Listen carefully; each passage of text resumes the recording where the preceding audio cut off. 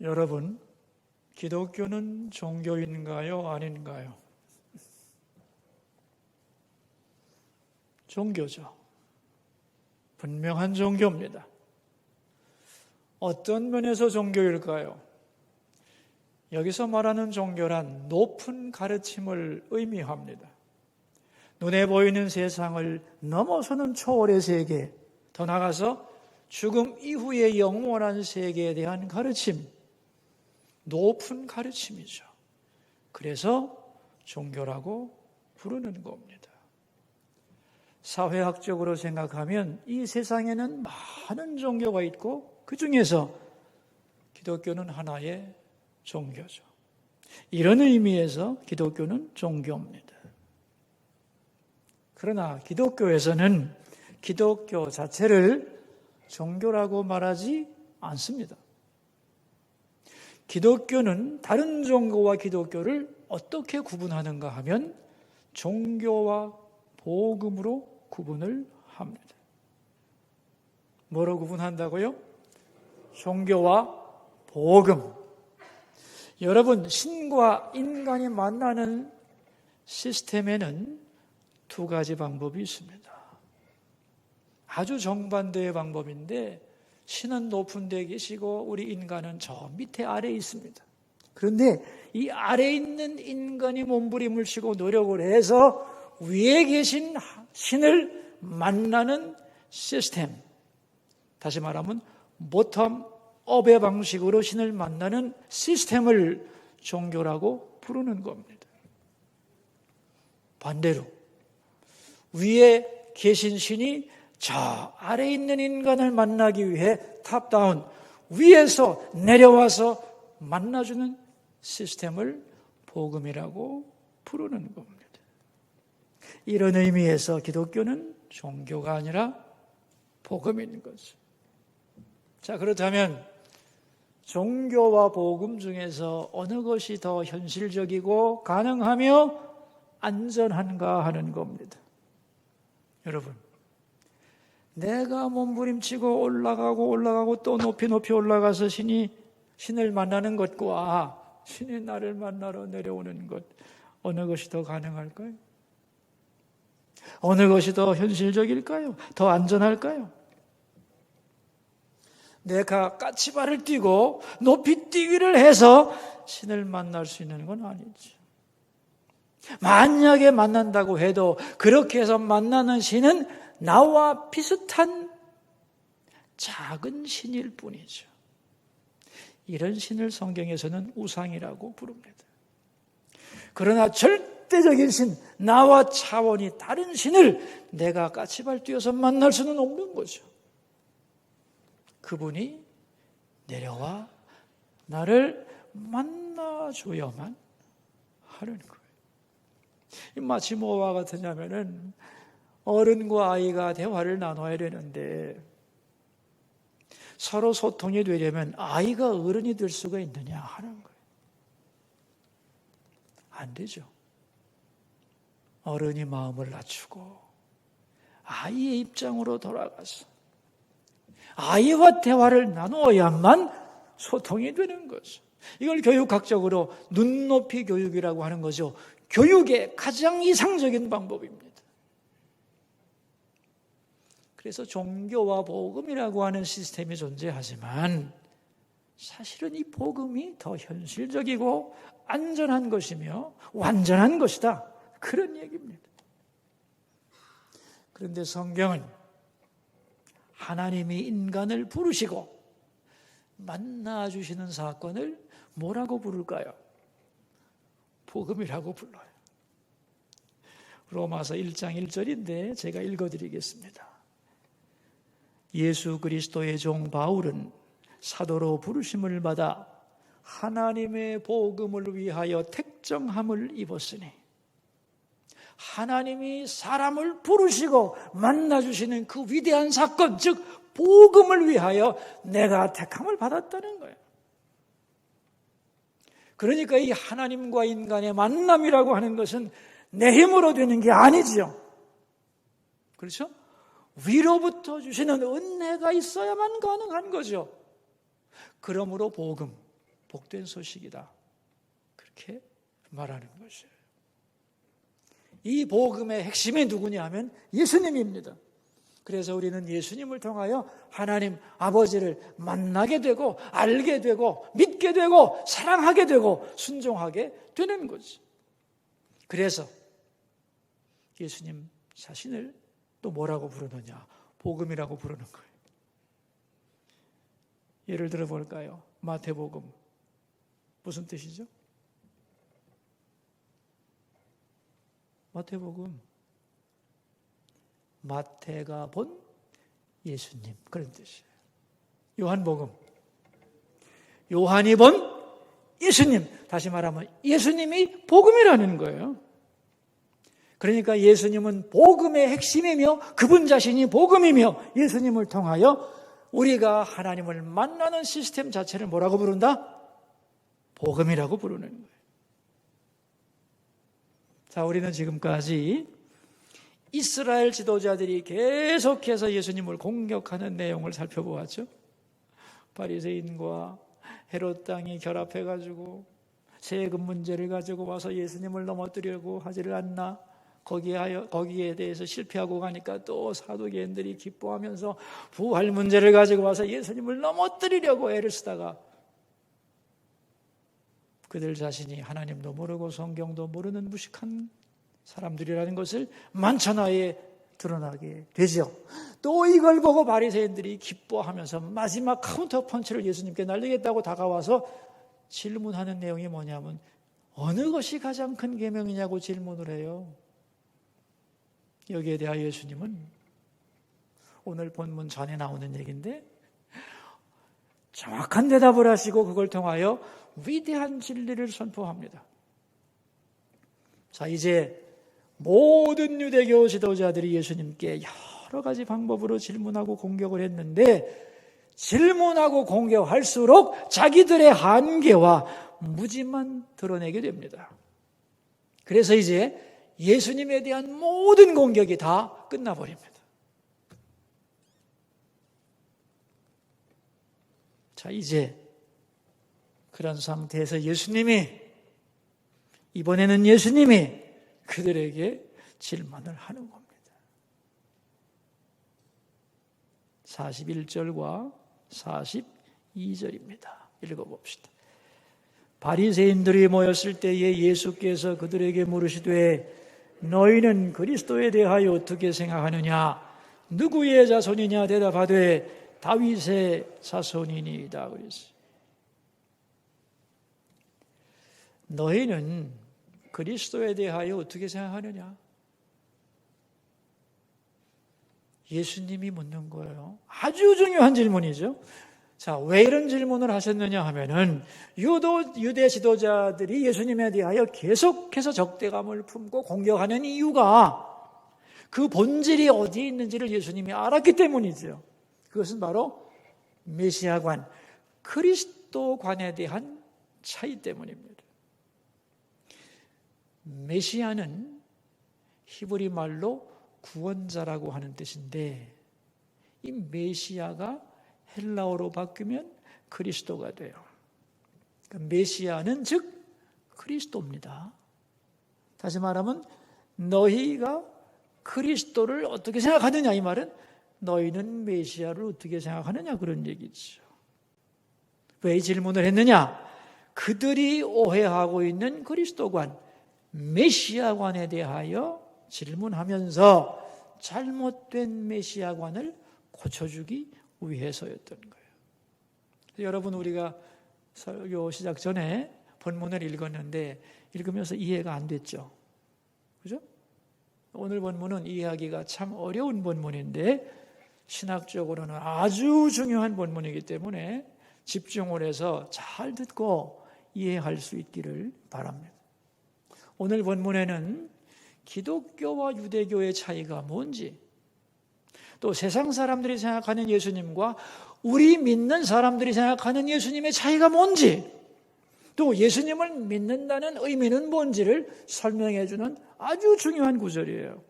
이걸 예수님 스스로가 설명하기 때문에 더욱 중요한 거예요. 그래서 너희는 그리스도에 대하여 어떻게 생각하느냐? 누구의 자손이냐? 이렇게 질문했죠. 자, 여러분, 하나님은 말이죠, 이스라엘 사람들에게 메시아 그리스도를 보내주신다고 약속했죠. 그죠? 언제부터? 오래전부터, 창세기부터 메시아를 보내준다고 약속을 했는데, 그 메시아는, 그리스도는 다윗의 자손으로 오실 거라고 했죠. 이 사실을 유대인들은 다 알고 있죠. 그러니까 그리스도가 누구의 자손이냐고 물었을 때 당연히 답을 어떻게 하겠어요? 다윗의 자손입니다 라고 대답을 했던 거예요. 자, 그럼 다윗의 자손입니다, 이 대답이 맞는 대답이에요? 틀린 대답이요? 맞는 대답이에요? 틀린 대답이요? 맞는 대답이죠. 그죠? 성경은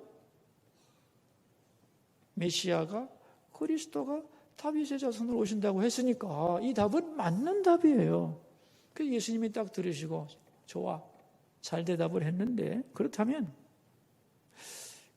이건 무슨 뜻이냐고 두 번째 질문을 하세요.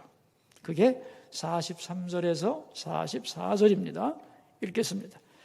이르시되 그러면 다윗이 성령에 감동되어 어찌 그리스도를 주라 칭하여 말하되 주께서 내 주께 이르시되 내가 내 원수를 네 발 아래에 둘 때까지 내 우편에 앉아 있으라 하셨도다 하였느냐? 자, 이건 무슨 말이냐면요, 이 44절 말씀은 시편 110편 1절 말씀을 인용하는 것인데, 시편 110편은 메시아 예언장입니다.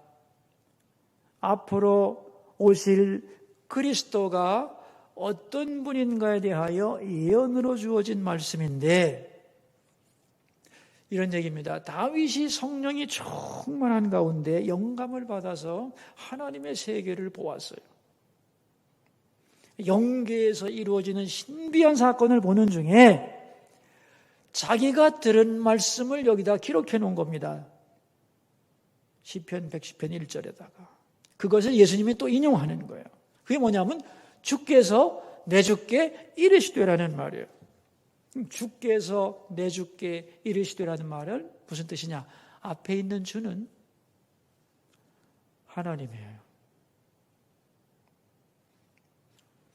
내 주께 이르시되, 두 번째 있는 주는 그리스도예요. 그러니까 하나님 아버지께서 그리스도를 향하여 하신 말씀입니다. 그런데 여기서 다윗은 그리스도를 뭐라고 불렀나요? 나의 주라고 불렀던 거예요. 이렇게 말씀을 해놓고 이제 예수님이 결론을 내려줍니다. 45절 같이 읽읍시다. 다윗이 그리스도를 주라 칭하였은즉 어찌 그의 자손이 되겠느냐 하고 말씀하신 거예요. 자, 여러분, 어찌 그리스도가 다윗의 자손이겠느냐? 이 말은 그리스도가 다윗의 자손이라는 것을 부인하는 걸까요? 예? 인정하는 거예요? 부정하는 거예요? 여러분, 그리스도가 다윗의 자손이라는 것을 예수님은 부인하지 않습니다. 왜? 그렇게 말씀을 했거든요. 그런데 중요한 것은 다윗이 그리스도를 보고 나의 주님이라고 했다는 거예요. 그러니까 이런 얘기입니다. 그리스도가 다윗의 자손인 것은 맞다.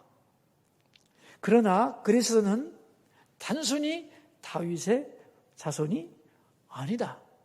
사실은 다윗의 주님이다. 그런 말이에요.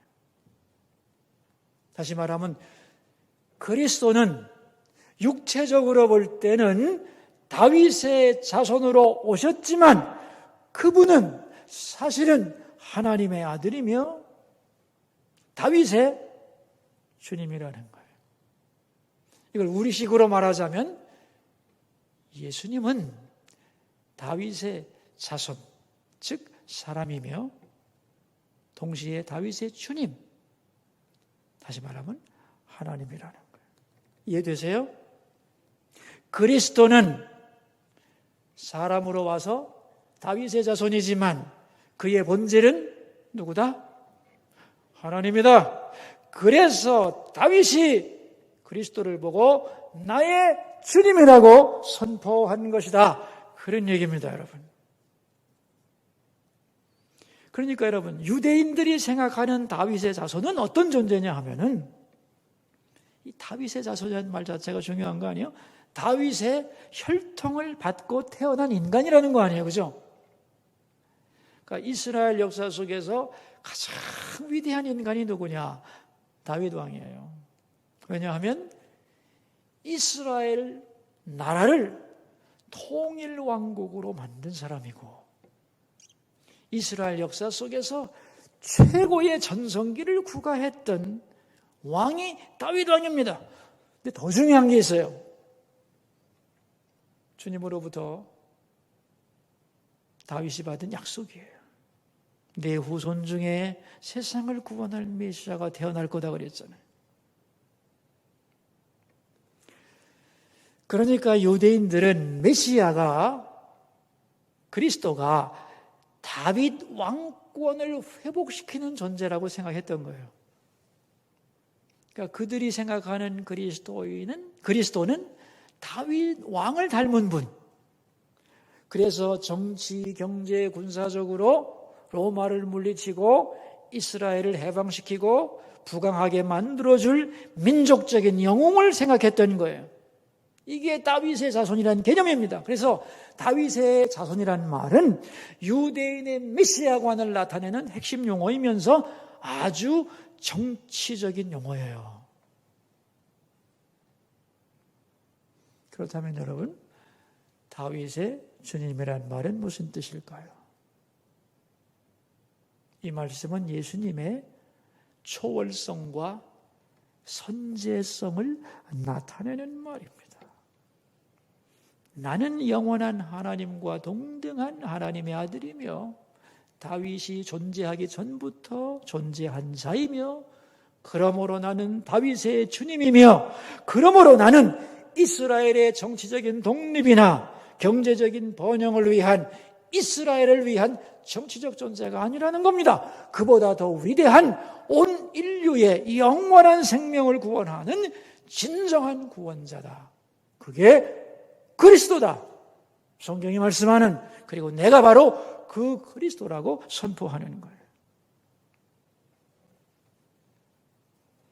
자, 이제 예수님이 말씀하신 이 진정한 의미의 그리스도, 구원자라는 의미를 성경은 여러 번 반복해서 설명을 하는데, 이걸 단적으로 나타내주는 두 구절을 찾을 거예요.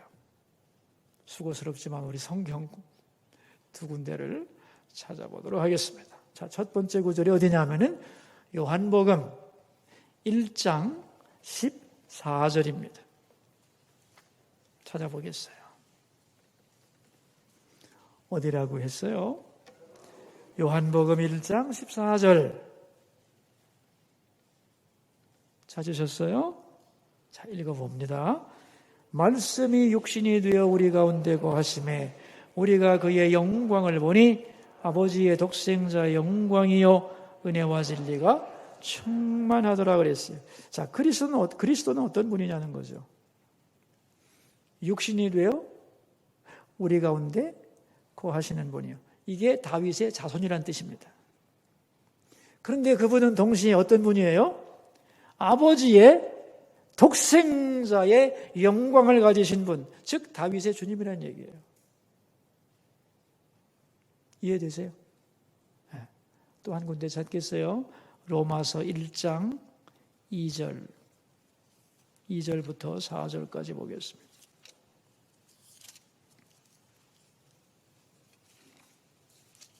로마서 1장 2절에서 4절입니다.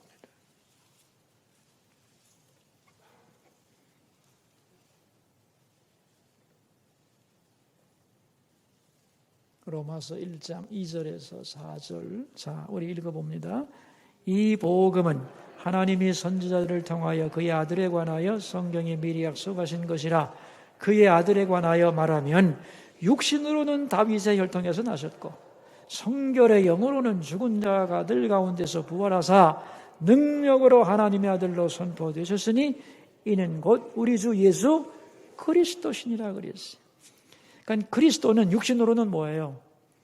다윗의 혈통에서 나셨죠. 이게 다윗의 자손이란 얘기예요. 그런데 성결의 영으로는, 다시 말하면 영적으로 말하자면 죽은 자 가운데서 부활하신 하나님의 아들이라는 거예요. 이게 다윗의 주님이라는 뜻입니다. 그러니까 여러분, 우리가 예수님을 안다, 그리스도를 안다고 할 때에 그 안다는 속에는 두 요소가 다 들어가 있어야 되는 거예요. 뭐가 들어가 있어야 되는 거예요? 다윗의 자손이라는 것, 즉 육신을 입은 존재여야 한다는 거예요. 또 하나는 다윗의 주님이어야 되는 거예요. 유대인으로 태어난 사람이지만 단순한 인간이 아닌 하나님의 아들, 신적인 존재라는 거예요. 자, 그리스도를 바르게 이해하려면 두 요소가 뭐예요? 다윗의 자손, 그리고 다윗의 주님. 이 두 요소가 다 들어가야만 그리스도를 바르게 아는 거예요. 자, 그런데 사람들은 둘 중에 어느 한쪽만 알면 예수를 안다고 생각하잖아요. 그죠?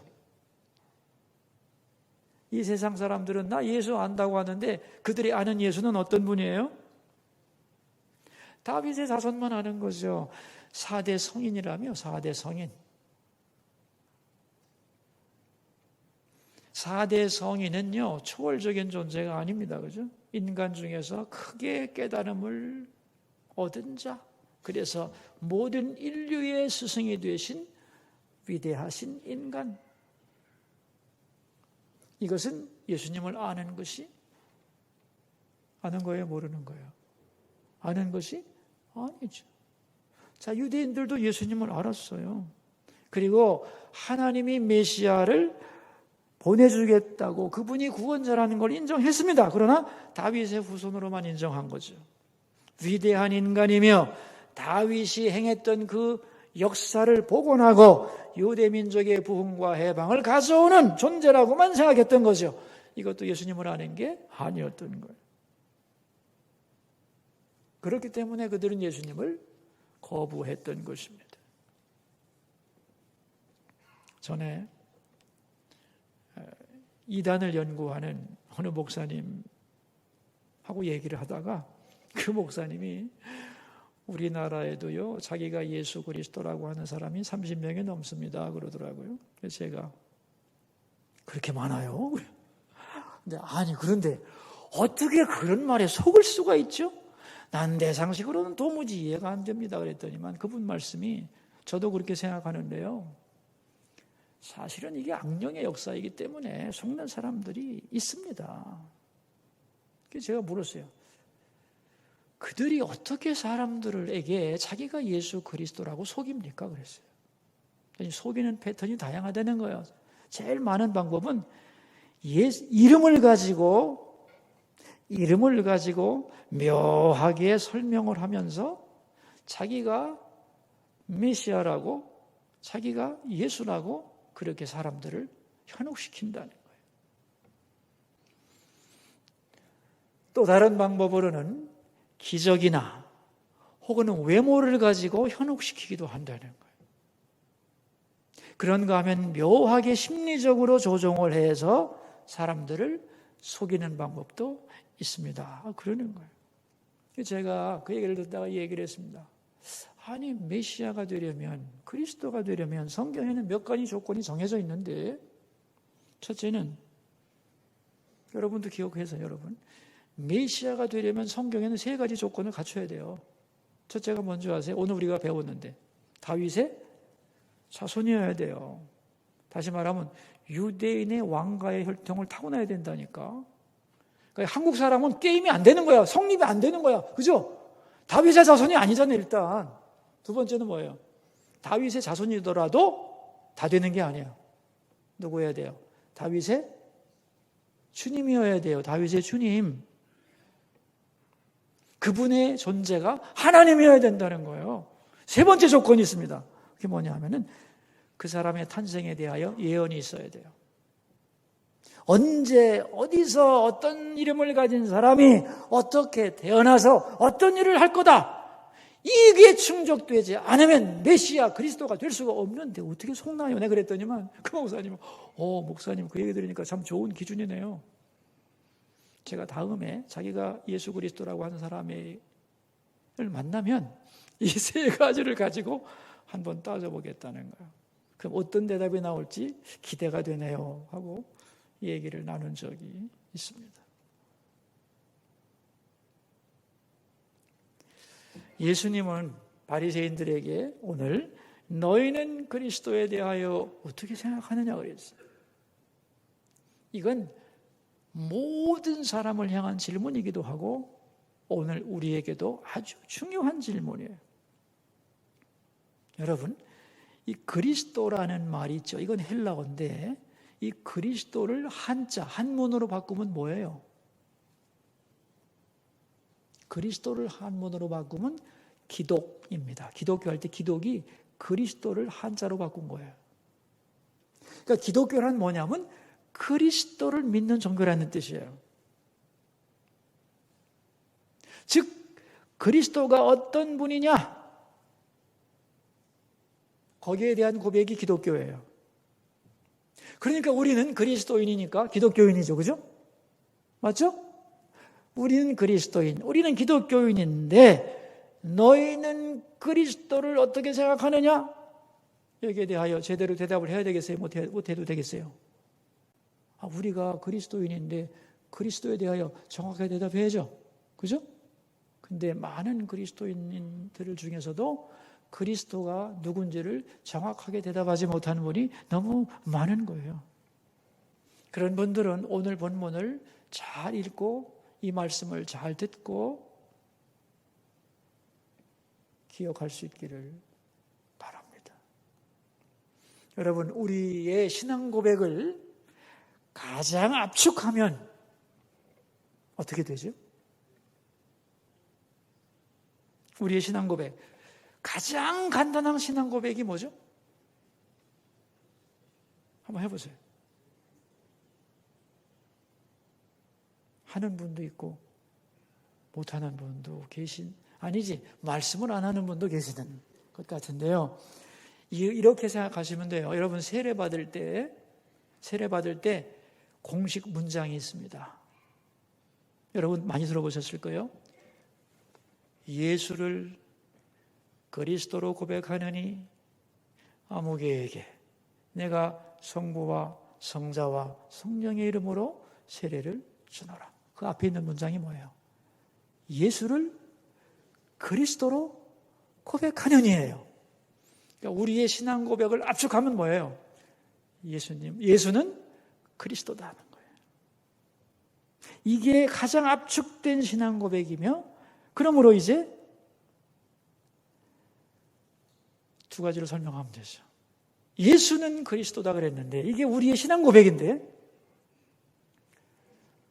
그렇다면 여러분 예수님은 누구예요? 예수란 누구예요? 예수는 그리스도라며. 그럼 예수는 누구냐? 예수님은 육신을 입고 이 땅에 오신 분, 다윗의 자손을 가리키는 말. 그리스도는 누구냐 하면은 예수님의 초월적인 본질, 예수님의 초월적인 본질을 나타내는 용어인데 하나님의 아들, 다시 말하면 다윗의 주님을 가리키는 말이에요. 그러니까 예수는 그리스도라는 말을 오늘 본문의 용어로 말하면 뭐예요? 다윗의 자손은 다윗의 주님입니다. 그런 소리예요. 이 말의 내용은 뭐냐? 의미는 뭐냐 하면 이렇게 되는 거예요. 육신이 되어 이 땅에 오신 그분, 예수님. 그분은 성경에 약속된 하나님의 아들 그리스도입니다. 육신으로 오신 다윗의 자손은 다윗이 주님으로 고백했던 바로 그분입니다. 그분이 나를 위해 이 땅에 육신을 입고 오셔서 십자가에 죽고 부활하셨습니다. 나는 그분을 나의 주님으로 믿습니다. 아멘. 이걸 한마디로 압축하면 주 예수 그리스도입니다. 예수님은 그리스도입니다. 맞죠? 그분은 나의 주님입니다. 나의 왕입니다. 여러분, 이것이 이 세상에서 가장 중요한 지식이고, 이 고백이 바로 될 때 우리의 영원한 생명이 이 위에 서 있게 되는 겁니다. 우리 모두 예수 그리스도에 대한 올바른 신앙 고백을 가지고 이 위에 굳게 서서 살아갈 수 있기를 주의 이름으로 축원합니다. 기도하겠습니다. 우리 들은 말씀을 생각하면서 세 가지 기도 제목으로 주님 앞으로 나갑시다. 첫 번째 기도 제목입니다. 그리스도는 다윗의 자손일 뿐 아니라 다윗의 주님이라는 것을 알게 하여 주소서. 기도하겠습니다. 사랑하는 아버지 하나님, 오늘 예수님은 너희는 그리스도를 어떻게 생각하느냐라고 질문하셨습니다. 유대인들은 그리스도는 다윗의 자손이지요 이렇게 대답하고 말았습니다. 그러나 예수님은 그게 다가 아니다. 더 중요한 것은 다윗이 예수님을, 그리스도를 주님이라고 불렀다. 그러므로 진정한 그리스도는 다윗의 자손일 뿐 아니라 다윗의 주님이라는 것을 기억하라.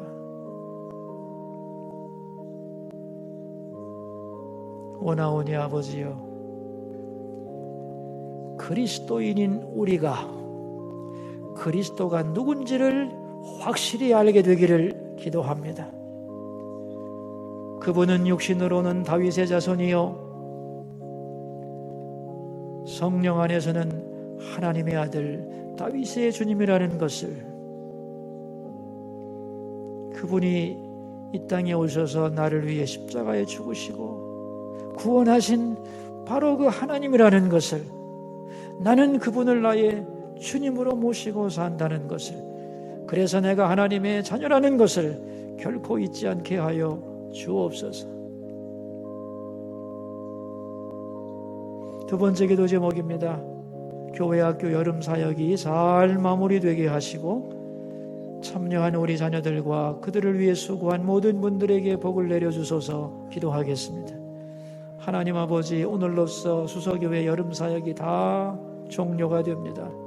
그동안 많이 수고한 우리 교육자님들, 교사들, 그리고 어려운 여건에서도 참여한 우리 자녀들과 그들을 위해 기도한 부모님들 모두에게 하나님 은총을 베풀어 주시고 더 큰 믿음의 사람으로 굳게 자라가게 하옵소서.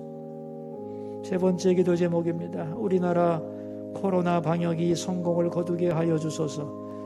그리고 내일부터 대면 예배가 시작됩니다. 언제나 성전이 안전한 공간이 되게 해 주시고 수서의 성도들 모두 어디에 있든지 강건하게 하옵소서. 기도하겠습니다. 주여 바라오니 이 나라 대한민국의 코로나 방역이 꼭 성공을 거두게 도와주소서. 내일부터 교회는 대면 예배로 전환됩니다. 그러나 언제나 성전은 안전한 공간이 되어 결코 위험을 전파하는 곳이 아니라 이 세상 어느 것보다도 더 안전한 공간 되도록 주님이 지켜주시고 우리 수소의 성도들 어디에 있든지 모두 영육이 건강한 이 여름을 보내게 축복하여 주옵소서. 우리를 구원하기 위하여 아들을 세상에 보내신 하나님, 예수님이 그리스도라는 분명한 신앙 고백이 있는 성도들이 되게 하여 주소서. 세상에서 가장 중요한 고백, 우리의 영원한 미래를 결정짓는 예수 그리스도에 대한 올바른 지식과 믿음을 가지고 살게 하옵소서. 우리는 어려운 현실을 헤쳐나가며 해결해야 될 문제가 많지만 그러나 그 가운데서도 내가 누군지 전능하신 하나님의 자녀라는 것을 결코 잊지 않게 해 주시고, 그러므로 문제가 있을 때마다 하나님 아버지께 기도하게 하시고 그 기도의 응답을 경험하며 살게 하옵소서. 예배하는 모든 주의 백성들에게 너는 내 자녀라고 말씀해 주시고 그들의 목마른 영혼에 은혜의 생수를 부어주시옵소서. 존귀하신 예수님 이름으로 기도하옵나이다.